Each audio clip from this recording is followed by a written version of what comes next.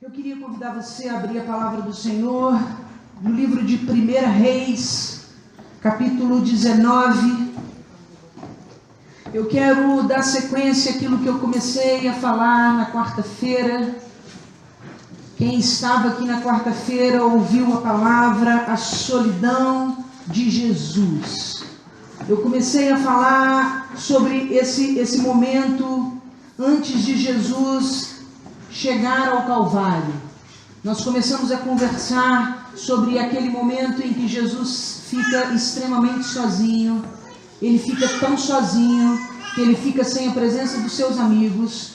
E ele, na cruz, repete aquilo que no Salmo capítulo 22, versículo 1, Davi declara, aonde ele diz assim: Ramá sabactani, meu Deus, ele diz, meu Deus, Yahvé, por que tu me abandonaste? Né? Nós vamos voltar um pouquinho, eu vou voltar ao que eu preguei na quarta-feira, falando sobre a solidão de Jesus, mas eu quero voltar um pouquinho à figura, aquela figura do Antigo Testamento que é Elias, que fala sobre a vida, ou que faz menção da vinda do Messias à terra. Amém? 1 Reis, livro de 1 Reis, capítulo 19. Eu vou ler e depois eu vou mostrar o contexto histórico até chegar onde eu quero, que é no livro de Mateus, capítulo 26. A fuga de Elias para o Horebe. Ora, Acabe contou a Jezabel tudo o que Elias tinha feito e como havia matado todos aqueles profetas à espada. Por isso, Jezabel mandou um mensageiro a Elias para dizer-lhe: que os deuses me castiguem com todo o rigor, se amanhã, nessa hora, eu não fizer com a sua vida o que você fez com a vida deles. Isso é uma mensagem de Jezabel para Elias. Elias teve medo. Fala assim: Elias teve medo. E fugiu. Fala, fugiu. Fala para o seu irmão agora: ele fugiu. Para salvar a sua própria vida. Elias fugiu para salvar a sua própria vida. Em Berseba de Judá, ele deixou o seu servo e entrou no deserto, caminhando um dia. Chegou a um pé de giesta, sentou-se debaixo dele e orou, pedindo a morte. Já tive o bastante, Senhor. Tira a minha vida, não sou melhor do que os meus antepassados. Depois se deitou debaixo da árvore e dormiu. De repente, um anjo tocou nele e disse: levante-se e coma. Elias olhou ao redor e ali, junto da sua cabeça, havia um pão assado sobre brasas quentes e um jarro de água. Ele comeu, bebeu e deitou-se de novo. O anjo do Senhor voltou, e aí não diz se foi algum tempo depois ou se foi no mesmo instante, tocou nele e disse: levante-se e coma, pois a sua viagem será muito longa. Então ele se levantou, comeu e bebeu. Fortalecido com aquela comida, viajou 40 dias e 40 noites. Olha, vai prestando atenção nos simbolismos que vão aparecendo aí. 40 dias e 40 noites, até chegar aonde? Ao Horebe, o monte de Deus. Ali entrou numa caverna e passou a noite.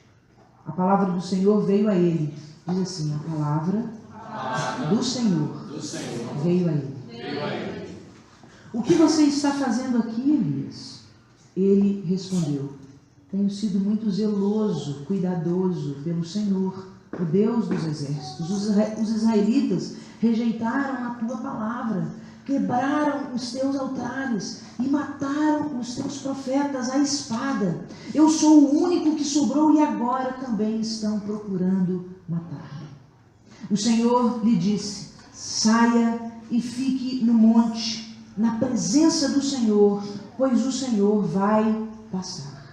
Então veio um vento fortíssimo, que separou os montes e esmigalhou as rochas diante do Senhor. Mas o Senhor não estava no vento. Depois do vento, houve um terremoto, mas o Senhor não estava no terremoto. Depois do terremoto, houve um fogo, mas o Senhor não estava nele. E depois do fogo, houve o murmúrio de uma brisa suave. Quando Elias ouviu, puxou a capa para cobrir o rosto, saiu e ficou à entrada da caverna. E uma voz lhe perguntou: o que você está fazendo aqui, Elias? Eu vou terminar aqui. Eu quero lembrar vocês de que Elias, esse profeta, que a Bíblia não menciona se, embora ele faça menção, eu não sou melhor do que os meus pais, eu não sou melhor do que aqueles que vieram antes de mim. Elias é alguém que a Bíblia não mostra que ele tem pai, nem mãe, não mostra a ascendência de Elias. Elias não era ninguém de linhagem alguma. Elias foi alguém, assim como Jesus, que foi puxado, e a única impressão que tinha na vida de Elias era Yahvé, era o Deus Altíssimo. Elias é uma figura de Jesus. Elias não tinha casa. Elias nasceu para cumprir um propósito. Elias aqui já era um profeta velho.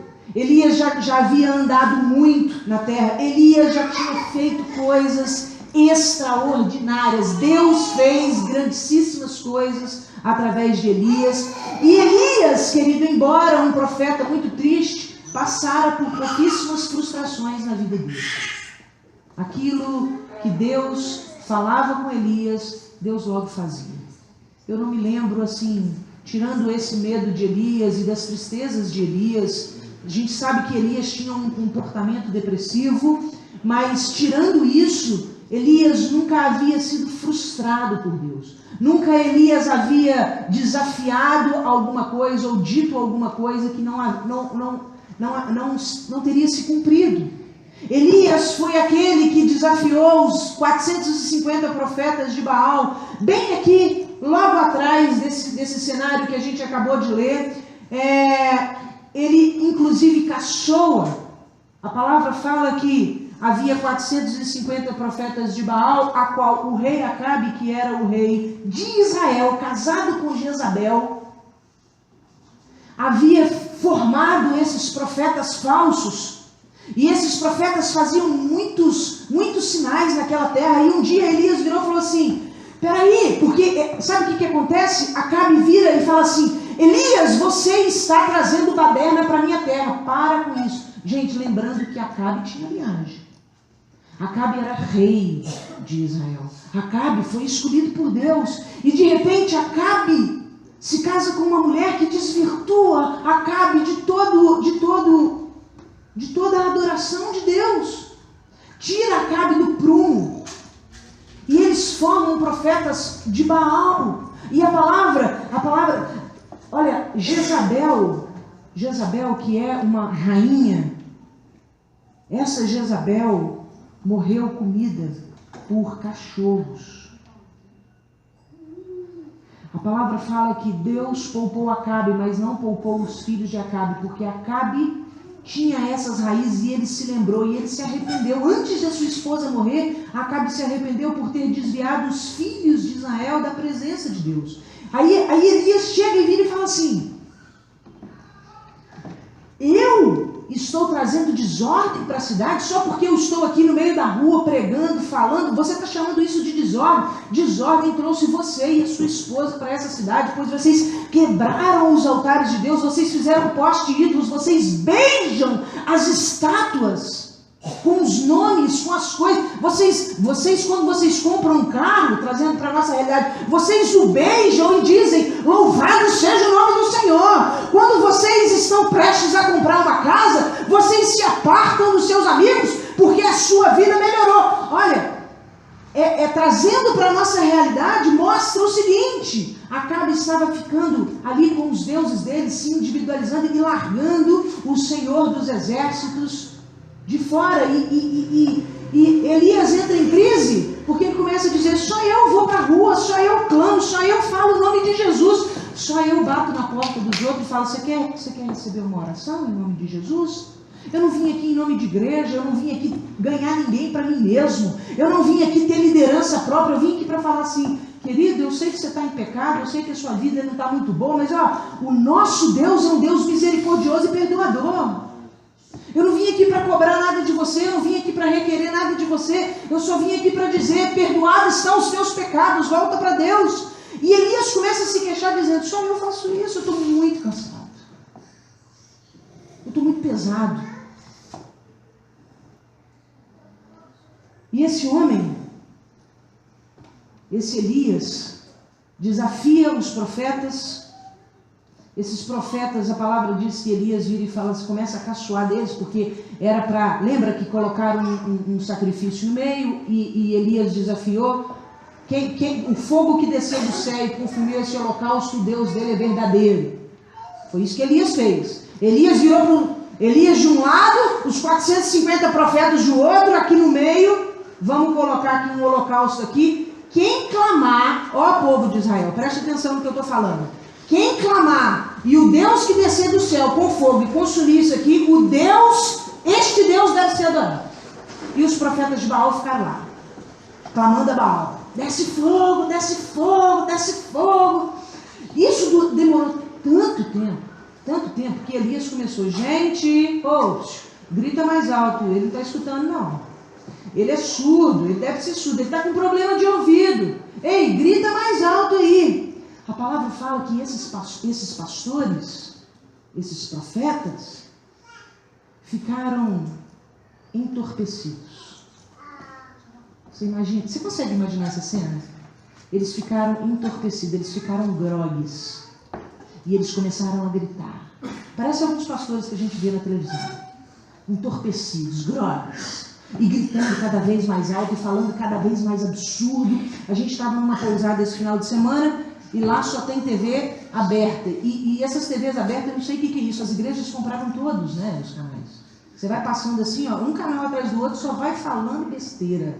Só besteira, um atrás do outro. Aí, pastor, um insensato, meu filho estava até vendo comigo, sabe o que ele falou? Ele falou assim: eu estou falando, eu não me lembro o que ele disse. Ele fez uma proposta à igreja e disse à igreja assim: se isso não se cumprir, eu vou morrer com câncer na garganta. Olha, os profetas de Baal estavam do mesmo jeito. Estavam embriagados lá, gritando. É a mesma coisa, prodígios de sinais. Chegou um momento que isso durou o dia inteiro. Ele falou: não, gente, chega, né? Agora chegou a minha vez. Chegou minha vez. Aí Elias vai, molha o holocausto com água, manda vir jarros d'água, encharca tudo. E Elias vira e fala assim: e aí Deus manda fogo do céu. E a palavra diz que desceu tanto fogo do céu que lambeu o holocausto, lambeu a água, lambeu tudo. Isso deu uma confusão muito grande em Israel. Por isso Jezabel vai e ameaça ele e fala assim: e a palavra fala que na hora que o fogo lambeu, Elias colocou a mão na espada e matou os 450 a fio de espada. Vamos matar esse povo, porque esse povo aqui não vai deixar essa herança para Israel. Esses falsos profetas que andam iludindo as pessoas, preste atenção nisso que eu estou falando, porque isso é profético. Esses falsos pastores que hoje estão nos nossos dias se levantando para enganar as pessoas, vão morrer ao fio da espada do Senhor. Esses homens que estão ludibriando, tirando a adoração do verdadeiro Deus e dando adoração a esses Baals, a esses Balaíns, o Senhor os matará a fio da espada. E nós não podemos, querido, nós precisamos buscar a sabedoria para que nós saibamos aonde estão os profetas de Deus e aonde eles não estão. Aqui segue dizendo o seguinte: Essa rainha que tinha uma fama de ser uma mulher muito maldosa, e como eu estava dizendo, Deus, um profeta chegou até Acabe e disse: o Senhor manda te dizer que ele não consegue entender, isso é uma expressão minha, né? Mas lá está escrito isso, que o Senhor nunca viu na história um homem ser dominado por uma mulher da forma que você foi. Essa mulher insensata que você tem, falando asneira no seu ouvido. Tem mulher, querido, ó, presta atenção, acorda. Tem mulher que fica falando mal dos outros no ouvido do marido, e o coração do marido vai se enchendo de doença, vai se enchendo de veneno, e esse marido vai se posicionando contra os outros, que ele mesmo não tinha nada. Acabe não tinha nada contra o povo de Israel, quem tinha era Jezabel. Às vezes você está casado com uma mulher insensata, que está aí, ó, papapá no teu ouvido. É para você se separar dela? Não! É para você buscar sabedoria e buscar a cura para ela. Você é um sacerdote, você precisa cuidar da sua casa. Não deixa a sua mulher ficar trazendo conversinha dos outros para o seu ouvido, envenenando o seu coração. Isso aconteceu com Acabe. A palavra diz que o Senhor teve misericórdia de Acabe, porque Acabe passou o final dos seus dias. Ele rasgou as suas vestes reais, vestiu um saco de pano e passou até o dia de morrer deitado no chão, se humilhando. E Jezabel, a palavra diz, todo aquele que é do reino de Acabe, aqueles que moram na cidade serão comidos por cachorros, e aqueles que moram no campo serão comidos por aves. Você imagina que fim horroroso. Entraram cachorros na cidade e comeram todos aqueles que eram do ladinho de Acabe. Acabe que outrora era escolhido de Deus, mas que teve uma mulher insensata que desvirtuou o seu coração. Aonde eu quero chegar? Eu quero chegar em Jesus. Elias viveu algo profético que se cumpriria em Jesus. A palavra diz aqui no versículo 3 do capítulo 19, Elias teve medo e fugiu para salvar a sua própria vida. Quem estava aqui na quarta-feira ouviu a pregação que Jesus, sabendo que seria preso e morto, foi ao lugar marcado. Enquanto Elias fugiu, Jesus, sabendo, eu até brinquei aqui com alguém do culto, dizendo aqui, olha, se você soubesse que no dia 14, às 21h30, na esquina da rua 7, a rua 7? Qual que é a rua aqui mesmo? Da quadra 7, da quadra 1 do conjunto 7, aqui na esquina uma gangue viria esperar você depois do culto para te dar uma surra, até arrancar o seu couro, até arrancar a sua pele. Você iria nesse encontro? Elias não foi, não. Elias fugiu. Elias fugiu e se encavernou. A palavra diz que Jesus foi ao encontro. Você ia ao encontro? Se você soubesse, Oliveira, ouvi falar aí que no dia 14, num domingo, às 9h30, na hora que você estiver saindo da igreja, ali, ó, na quadra 1, no conjunto 7, naquela esquina ali, na esquina ali do Tonho ali, o pessoal vai te pegar, hein? Meu irmão, você mudava para Minas Gerais. Voltava daqui a um ano. Se voltasse. Tudo por causa do nome de Jesus. A palavra fala que Elias teve medo, fugiu para salvar a sua própria vida. E Jesus não fugiu para salvar a sua própria vida. Jesus foi ao encontro da morte. E a palavra também está dizendo que Elias pede a morte. Ele se deita debaixo de um pé de giesta, com flores amarelas, bonitas, como um ipê. Só que um ipê é um arbusto baixinho. A palavra diz que Elias estava tão cansado, que ele deitou ali. E ele falou, pai, me mata, porque olha, meus pais, eu não sou maior do que eles. Meus pais viveram uma vida comum, Meus pais trabalharam, meus pais falaram, por que o senhor quer fazer isso comigo? Por que o senhor quer fazer isso comigo? Elias começou, e quem de nós, né, querido? Quem de nós nunca passou por uma situação na vida que teve vontade de morrer? Quem nunca teve isso que joga a primeira pedra? Às vezes nós somos levados a lugares por Deus que a nossa vontade é essa. Deus, não quero mais. A gente não tem vontade. Você está entendendo a diferença de vontade de morrer para suicidar?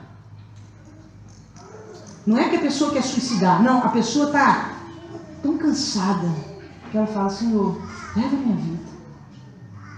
Isso é um estado natural do ser humano. A palavra diz que Elias fez isso, e a coisa mais linda que eu acho é que Deus permitiu que Elias deitasse, que Elias descansasse, e num determinado momento chega ali o Pai, o Filho e o Espírito Santo. Chega ali no meio daquele deserto, a caminho de Horebe, a caminho do Monte Santo do Senhor.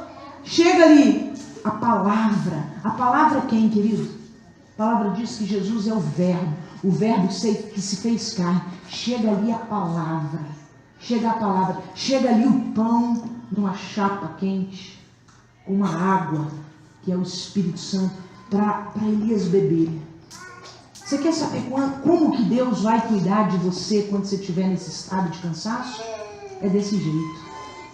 Quando você estiver cansado a ponto de falar, meu Deus, nada vale a pena mais. Sabe como que Deus vai tratar você? Assim. A Trindade vai chegar lá, vai assar um pãozinho na pedra, vai te dar uma água fresca e vai falar assim, ó, come e bebe, porque a sua estrada ainda é longa.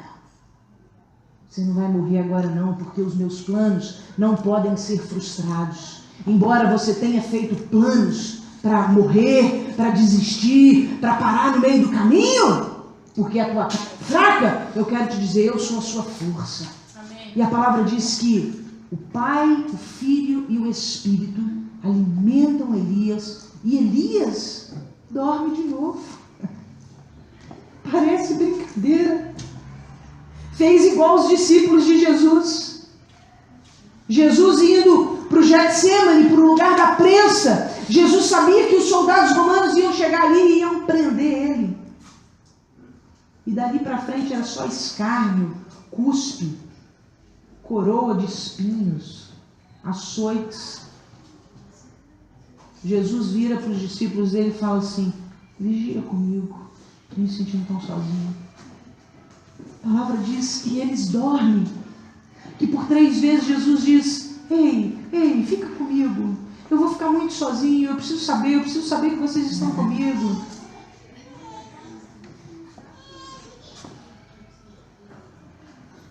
Do mesmo jeito que os discípulos de Jesus dormiram, Elias também dormiu. E pela 2ª vez o anjo chegou lá, de novo tocou nele, deu a ele de comer de novo, gente. Olha que amor lindo. Sabe aquela situação?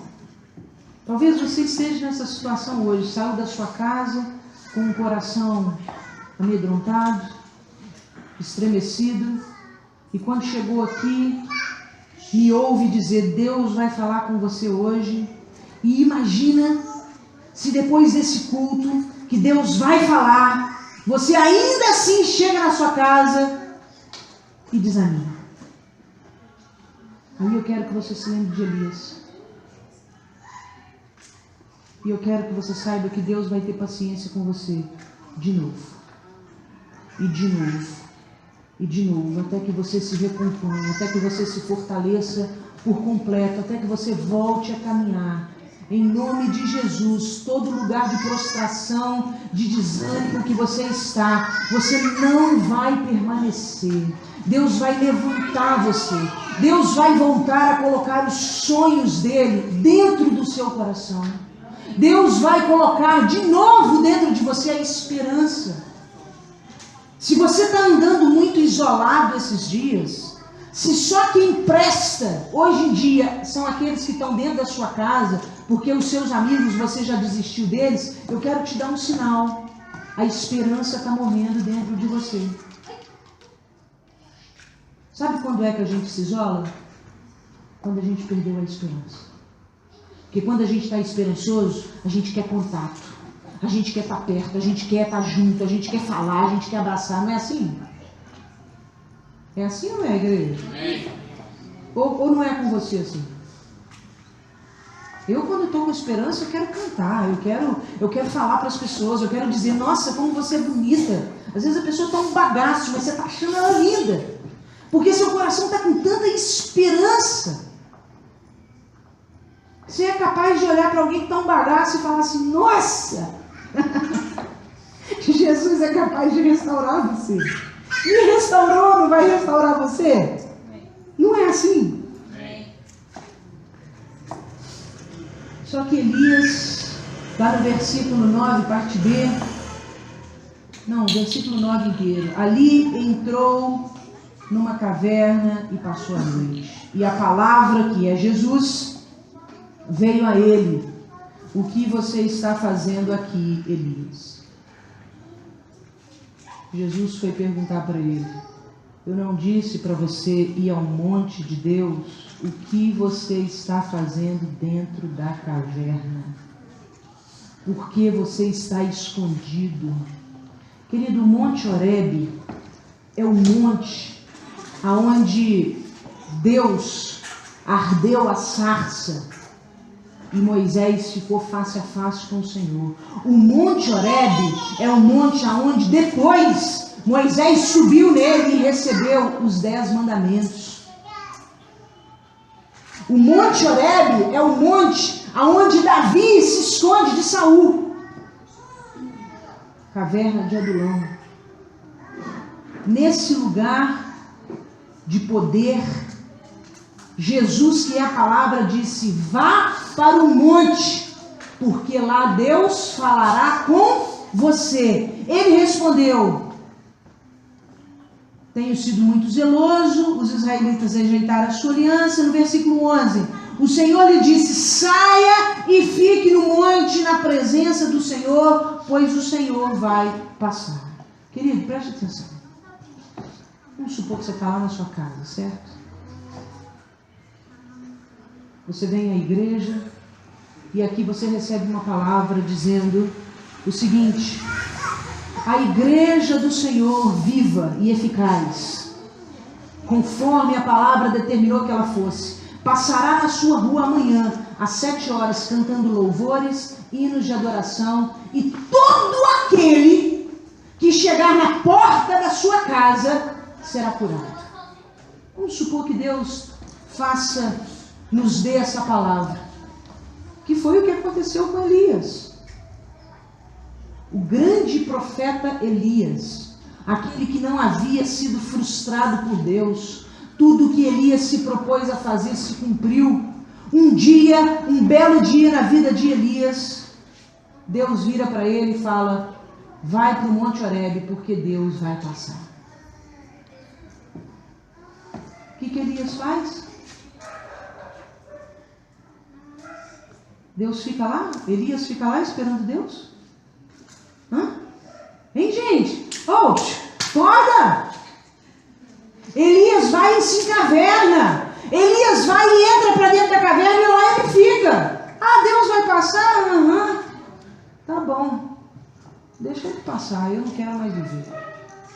Eu não quero mais conversa, eu não quero mais nada, estou muito cansado. Engraçado, né? Elias mata 450 profetas.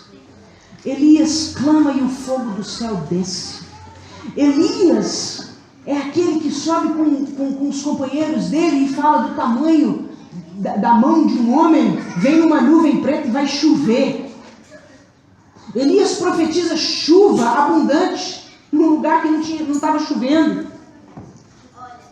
Os homens nem acreditam que água que vai descer do céu, que é isso? Nós nem sabemos o que é isso. A água descer do céu nós não conhecemos. Peraí, que negócio é esse que você está falando? Vai chover 3 anos. De repente, Elias fica com medo de uma mulher. Dá para entender isso? O grandíssimo profeta Elias sente medo de uma mulher. Jezabel é uma rainha que acabava com a liderança de Deus, sabia? Eu estou dizendo ela matava os profetas de Israel, dos profetas de Deus, dos profetas de Yahvé. Ela já tinha matado muito, e hoje é um espírito que ataca. Preste atenção aqui, ó. Jezabel ainda atua. Se você for olhar lá em Apocalipse, quando Jesus, porque o livro de Apocalipse é uma revelação de Jesus para João. João,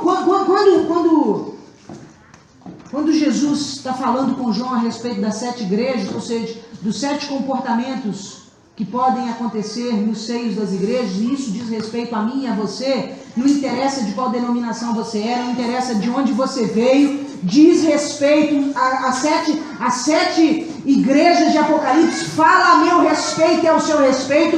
E quando Deus foi falar com João a respeito da igreja de Tiatira, ele menciona Jezabel. Ah, igreja de Tiatira, como você é preciosa aos meus olhos, como eu admiro as tuas obras.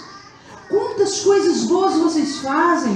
Vocês visitam os irmãos, vocês são hospitaleiros, vocês são cuidadosos uns com os outros. Preste atenção, irmão. Preste atenção no que eu estou falando aqui. Vocês amam uns aos outros, vocês são zelosos uns pelos outros, mas preste atenção no que eu estou falando. Jesus fala para João dar o recado para Tiatira: vocês deixaram o espírito de Jezabel entrar no meio de vocês. Vocês estão querendo destruir a liderança que eu coloquei sobre a vida de vocês. Vocês se reúnem para falar mal dos pastores. Vocês se reúnem para dizer aquilo que um pastor falou. Isso é muito grave. Isso é muito grave. Preste atenção, a palavra do Senhor diz que não há governo que não tenha sido instituído por Deus. O pastor pode ser o pastor mais corrupto que for. Se ele está lá, Deus ainda está permitindo que ele esteja lá. Nem se for para que ele cabe a sua própria destruição. Eu não vim aqui para falar, não ouso tocar no ungido do Senhor, porque não sou eu apenas que sou ungida no Senhor. Todos nós somos. Nós somos do tempo da graça. Eu sou ungida, você também é. Pois todos nós fomos escolhidos pelo Senhor. E se estamos aqui, é porque o Senhor tem esperança a nosso respeito. Agora, muito cuidado. Eu já vi gente perdendo lugar, liderança. Eu já vi pessoas perdendo as suas posições que Deus outrora havia dado, porque aquilo que um pastor pregava, aquilo que eu pregava. Vamos ser bem claros, aquilo que eu pregava, passava-se dias, em vez dessa pessoa que não concordou comigo, sentar-se comigo e abrir o seu coração e dizer: eu não entendi, me explica isso, para que a gente possa discutir, porque você não é obrigado a concordar comigo, mas se você não concorda comigo, você é obrigado. Você está obrigado a falar comigo. E não sair falando de mim para as pessoas na igreja. É isso que significa o espírito de Jezabel. Jezabel entra no meio de Israel e começa a colocar Acabe contra o povo e contra Deus. E isso é muito sério.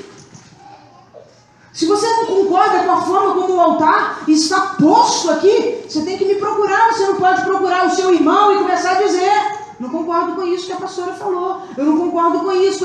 Querido, isso é espírito de divisão, isso é espírito de rebelião.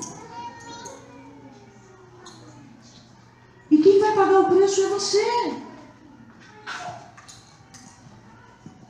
Porque o Senhor me corrige, você pode ficar tranquilo. O Senhor me corrige. Quando eu estou errada, o Senhor me corrige. Se você está incomodado com algum apetrecho que tem aqui no altar, você precisa, se você está identificando isso como algo ligado à religiosidade, querido, você precisa colocar mais seu joelho no chão. Você está ligado em muitas coisas terrenas. O reino de Deus importa muito mais com outras coisas.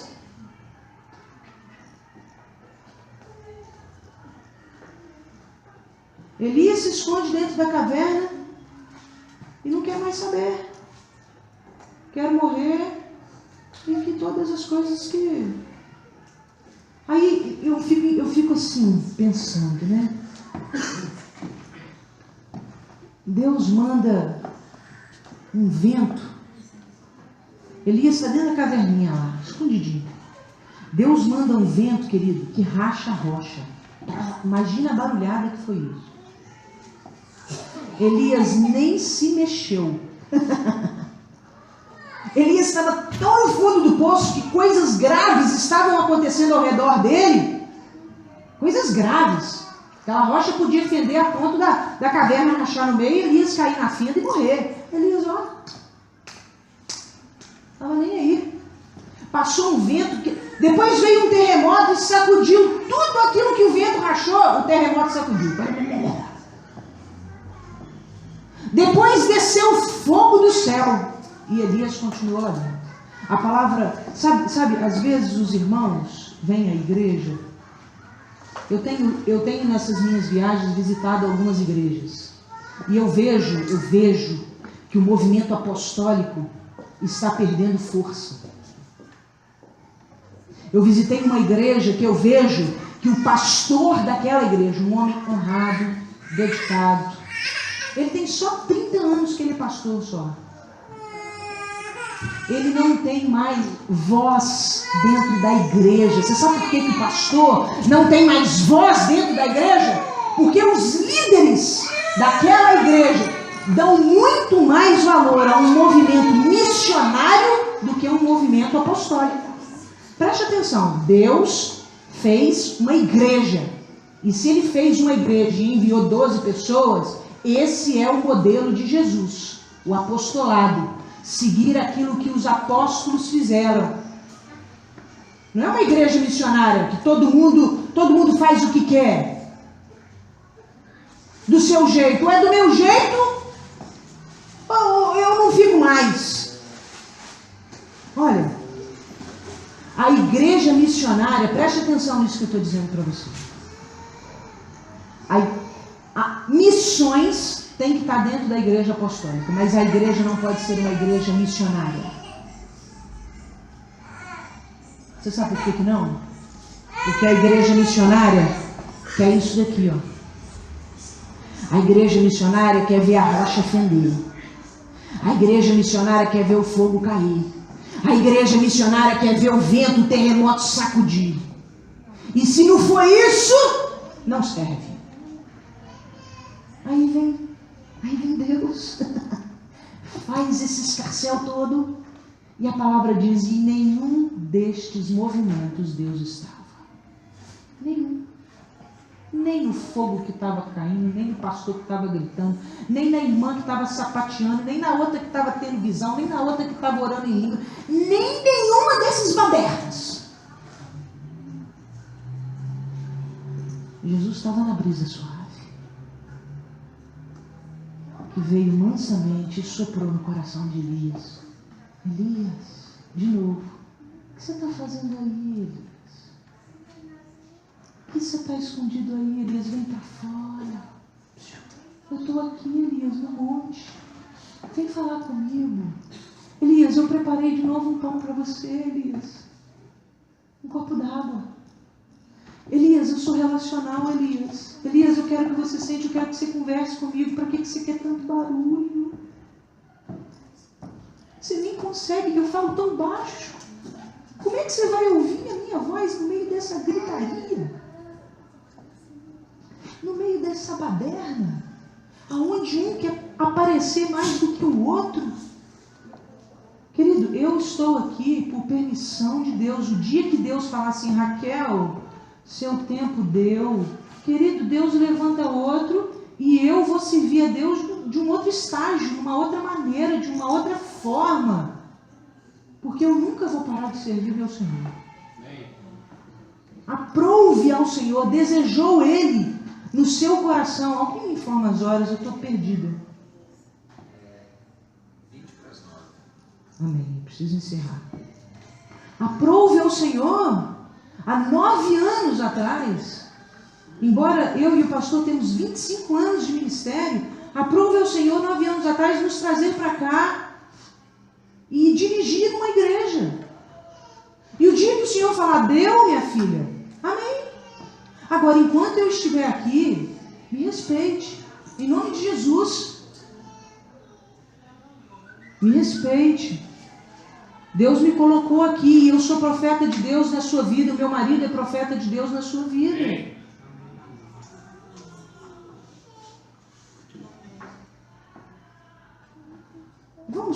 Vai comigo para Mateus. Eu quero Mateus 26. Eu quero encerrar.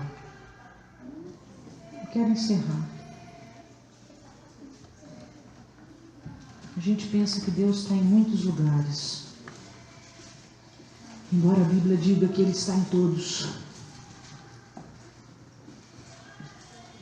Mas nós queremos que Deus se manifeste para nós de um modo que é sobrenatural, e Deus querendo estar conosco. Você sabe que aliás, eu me lembrei de um... Vai comigo para Malaquias. Malaquias não, para Miqueias. Volta um pouquinho aí no Antigo Testamento, nos profetas menores, Oséias, Joel, Ageu. Volta aí, está no meio desse povo todo aí, você vai achar Miqueias. É algo que eu li essa semana que eu fiquei tão impressionada. Eu quero pregar sobre isso, talvez na quarta-feira eu pregue sobre isso. Lá em Miqueias, o profeta Miqueias, no capítulo 6, quarta-feira eu vou estar dando essa palavra, se Deus assim permitir. No versículo 8, eu li essa palavra várias vezes essa semana, porque às vezes nós não queremos nos conformar com esse Deus pessoal, esse Deus do dia a dia. A gente fica querendo muito barulho.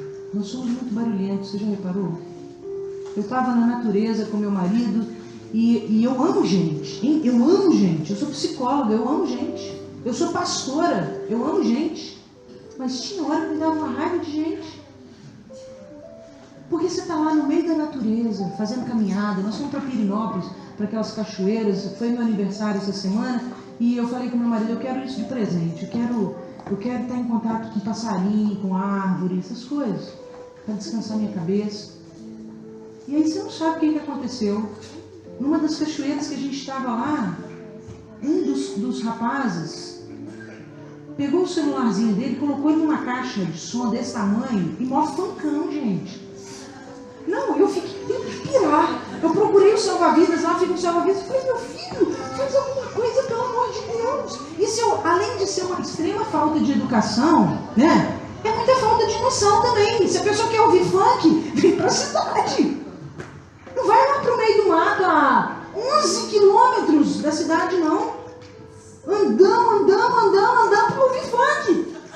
Isso não pode. Nós somos barulhentos. A gente não consegue ficar em silêncio.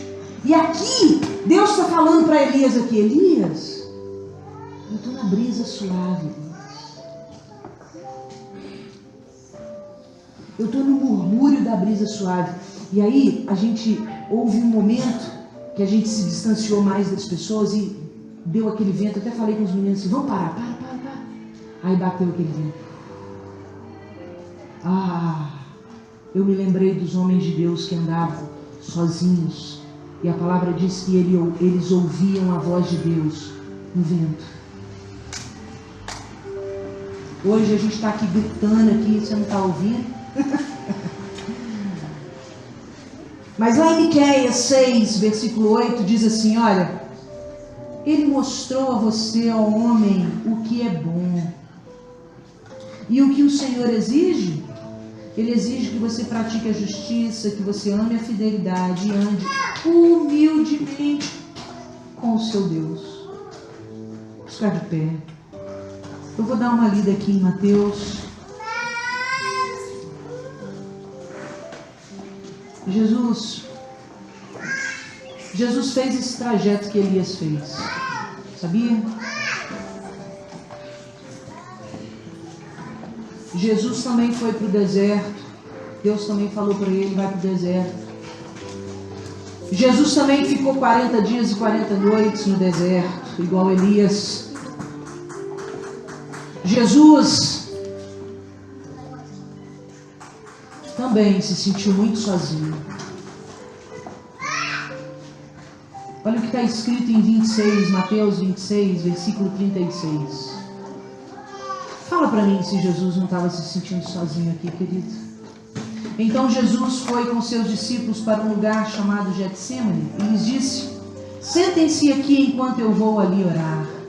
Levando consigo Pedro e 2 filhos de Zebedeu, começou a entristecer-se e a angustiar-se. Disse-lhes então: a minha alma está profundamente triste, numa tristeza a ponto de morrer. Olha só, Jesus. Fiquem aqui comigo. Fiquem aqui comigo. Jesus estava numa solidão e numa tristeza que ele disse: a minha alma está numa tristeza tão grande que eu sou capaz de morrer. Jesus fez todo o percurso, mas deixa eu falar uma coisa. Jesus estava lá com Elias. Jesus está aqui com você. Elias deu a volta por cima. Mais ou menos. Mais ou menos no seguinte sentido: o chamado de Elias, Deus atendeu. Deus atendeu. Logo que ele desceu daquela brisa suave, a palavra diz que o Senhor o enviou a uma cidade que ele, preste atenção, ele ungiu um rei, Azael, rei, ungiu a Azael, ungiu a outras coisas, e nessa caminhada ele encontrou Eliseu, o seu substituto. A palavra diz que logo depois disso, Elias partiu. A palavra diz que Elias subiu para o céu no meio do fogo. No meio do fogo. Deus atendeu. Nem nisso Elias foi frustrado. Deus falou: tudo bem, você não quer viver mais. Espera aí, só mais um pouquinho. Deixa eu colocar alguém no seu lugar. Porque a obra precisa continuar, Elias. Você está cansado, mas a obra precisa continuar. Você vem para mim. Elias não morre, viu, querido? Elias não morre, Elias é arrebatado. Elias foi aquele que se encontrou com Jesus na transfiguração. Elias está no Pai, cumpriu a vontade de Deus. Só que Jesus, olhando para Elias, lá, muitos anos atrás, quando vê aquilo que Elias viveu, Jesus foi perfeito. Jesus, além de ir ao encontro marcado, Jesus entrega a sua própria vida. Você sabe que a nossa solidão, a nossa tristeza, a nossa angústia, que a gente vive, Elias viveu, Jesus viveu. Sabe qual foi a diferença de Jesus? Além de muitos detalhes que eu coloquei para vocês, é que quando Jesus precisou falar com o Pai, ele não se escondeu. Ele foi para o meio do Getsemane, sozinho. E ele disse: Pai, se for possível, passa de mim essa morte. Tira de mim esse sofrimento. Eu não quero isso, mas seja feita a tua vontade e não a minha. Que essa possa ser a nossa oração hoje. Eu não sei quais são as suas angústias, suas tristezas. Não sei como é que está seu coração, sua expectativa. Mas que o seu fim não seja uma morte breve, como a de Elias, mas que você possa ressuscitar